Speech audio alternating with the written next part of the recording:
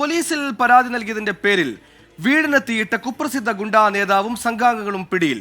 കഠിനംകുളം സ്വദേശിയായ പഞ്ചായത്തുണ്ണി എന്നറിയപ്പെടുന്ന രതീഷ്, മുരുക്കുമ്പുഴ സ്വദേശികളെ അനു, ബിജു എന്നിവരാണ് പിടിയിലായത്. ഇന്നലെ രാത്രിയിലാണ് കഴക്കൂട്ടം ഫാത്തിമപുരത്തെ സ്റ്റാലിൻ എന്നയാളുടെ വീട് ഇയാൾ തീവച്ച് നശിപ്പിച്ചത്.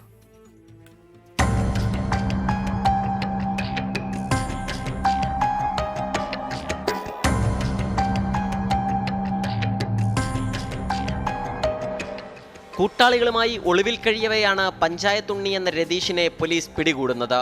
രാത്രിയിൽ വീടിന് തീവച്ച ശേഷമാണ് ഇയാൾ മുരുക്കുംപുഴയിലെ രഹസ്യ കേന്ദ്രത്തിലേക്ക് പോയത്. ഇവിടം വളഞ്ഞാണ് പോലീസ് ഇയാളെ കസ്റ്റഡിയിലെടുത്തത്. ഇന്നലെ രാത്രി 10 മണിയോടെയാണ് ഫാത്തിമപുരത്തെ സ്റ്റാലിന്റെ വീട് പ്രതി അഗ്നിക്കിരയാക്കിയത്. നേരത്തെ വീട് ആക്രമിച്ചതിന് പോലീസിൽ പരാതി നൽകിയതിന്റെ പകയാണ് ഇന്നലത്തെ തീവയ്പ്പിന് കാരണമായത്. വീടും വീട്ടുസാധനങ്ങളും പൂർണ്ണമായി കത്തിനശിച്ചു. പാർവതി പുത്തനാർ നീന്തിയെത്തിയാണ് ഇയാൾ അക്രമം നടത്തിയത്. കഴിഞ്ഞ 1 മാസത്തിനിടെ മാത്രം ഇയാൾ നിരവധി ആക്രമണങ്ങളാണ് പ്രദേശത്ത് നടത്തിയത്. 3 സ്ഥലങ്ങളിൽ വീട് കയറി അക്രമം നടത്തി. സ്റ്റാലിന്റെ മാതാവിന്റെ വീട് ദിവസങ്ങൾക്ക് മുൻപ് ആക്രമിച്ചു.